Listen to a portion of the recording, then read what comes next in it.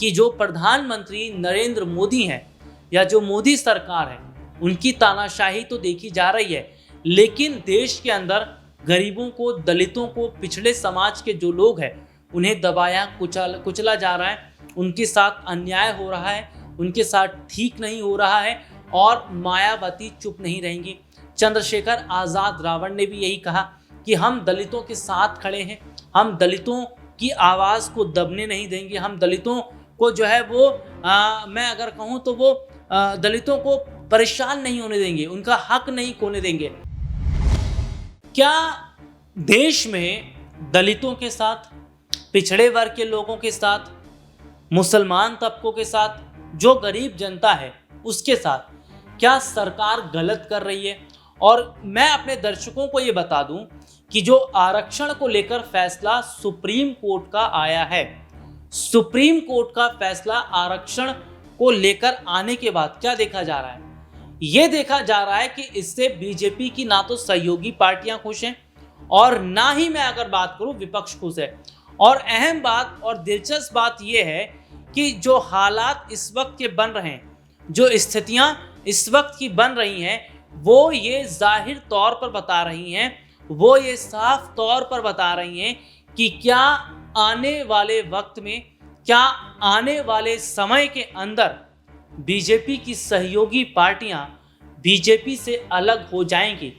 BJP की सहयोगी पार्टियां अगर बीजेपी से अलग हो जाती हैं, बीजेपी के साथ उनका मनमुटाव हो जाता है तो कितना नुकसान होगा। लेकिन मैं अपने दर्शकों को ये बता दूं कि जिस तरीके से प्रभु श्री राम के भक्त थे हनुमान जी, ठीक उसी तरीके से पीएम मोदी के जो भक्त हैं हनुमान जी, जो पीएम मोदी के हनुमान हैं वो हैं चिराग पासवान। और चिराग पासवान सुप्रीम कोर्ट के फैसले से खुश नहीं है।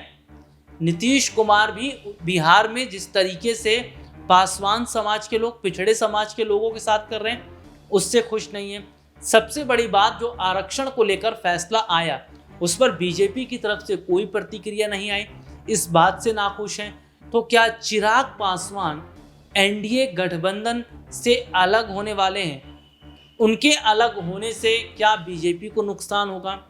चिराग पासवान अगर एनडीए के साथ अलग हो जाते हैं, चाचा पशुपति पारस के साथ आ जाते हैं, तो क्या बिहार में एक बड़ा तहलका वो मचाएंगे?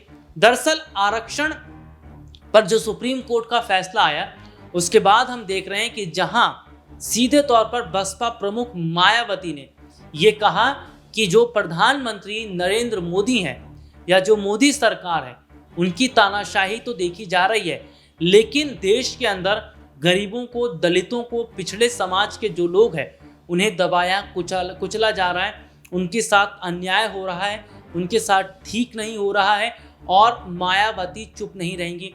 चंद्रशेखर आज़ाद रावण ने भी यही कहा कि हम दलितों के साथ खड़े हैं, हम दलितों की आवाज़ को दबने नहीं देंगे, हम दलितों को जो है वो मैं अगर कहूँ तो वो दलितों को परेशान नहीं होने देंगे, उनका हक नहीं खोने देंगे।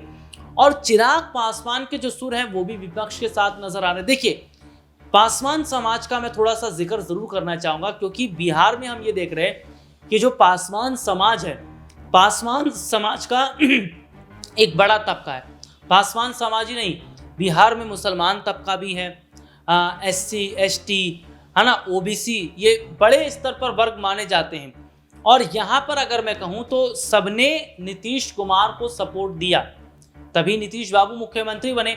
लेकिन अब तो नीतीश कुमार जो है वो खुद ही नहीं बोल रहे आरक्षण के मुद्दे पर। तो क्या जो पिछड़ा समाज के लोग या जो गरीब तबके के लोग, जो एससी, एसटी, ओबीसी वर्ग के लोग हैं, इन लोगों ने जिस तरीके से सपोर्ट किया, नीतीश कुमार को मुख्यमंत्री बनाया, इतनी बड़ी जिम्मेदारी उनके हाथ में दी, उन्हीं लोगों को नीतीश कुमार बोल रहे हैं। लेकिन चिराग पासवान क्या कह रहे हैं कि भैया मैं मलाई नहीं खाऊंगा, मैं एनडीए के साथ रहकर मलाई नहीं खाऊंगा, मैं एनडीए के साथ अब नहीं रहूंगा। इस तरीके की बातें भी आ रही हैं। चिराग पासवान अगर दलितों के साथ आ जाते हैं, चिराग पासवान अगर दलितों का मुद्दा उठाते हैं, तो क्या बीजेपी के लिए बड़ी मुश्किलें खड़ी हो जाएंगी। दरअसल हम ये देख रहे हैं कि सुप्रीम कोर्ट का फैसला आने के बाद जहां तमाम विपक्षी पार्टी के जितने भी बड़े नेता हैं, चाहे बसपा प्रमुख मायावती हो, चंद्रशेखर आजाद रावण हो, या फिर अगर मैं अखिलेश यादव का जिक्र कर लें, बिहार में तेजस्वी यादव का जिक्र कर लें, तमाम जितने भी राजनीतिक पार्टी के ये नेता हैं, ये जाहिर तौर पर ये कह रहे हैं, ये साफ तौर पर ये कह रहे हैं कि आरक्षण खत्म नहीं होना चाहिए।